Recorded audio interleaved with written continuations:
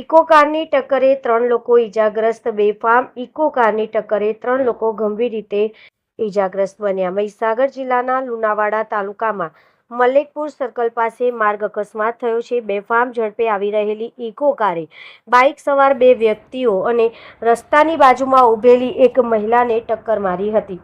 આ ઘટનામાં કુલ 3 લોકો ગંભીર રીતે ઇજાગ્રસ્ત થયા છે. અકસ્માત રવિવારે 17 મે સવારે બન્યો હતો.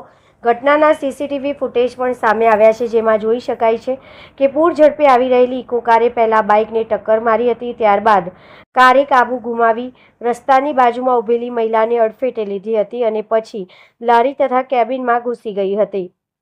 અકસ્માત બાદ સ્થાનિક લોકો તાત્કાલિક મદદ માટે દોડી આવ્યા હતા. ઇજાગ્રસ્તોને સારવાર અર્થે હોસ્પિટલ ખસેડવામાં આવ્યા હતા. ઇજાગ્રસ્તો કડાણા તાલુકાના આંકલિયા ગામના દીપકભાઈ ડામોર, બારિયાના મુવાડા ગામના સતીશભાઈ બારિયા અને દિયાબેન નામની મહિલાનો સમાવેશ થાય છે. ઘટના બાદ કાર ચાલક વાહન સ્થળ પર જ છોડીને ફરાર થઈ ગયો હતો. લુણાવાડા તાલુકા પોલીસે ઘટના સ્થળે પહોંચી વધુ તપાસ હાથ ધરી હતી.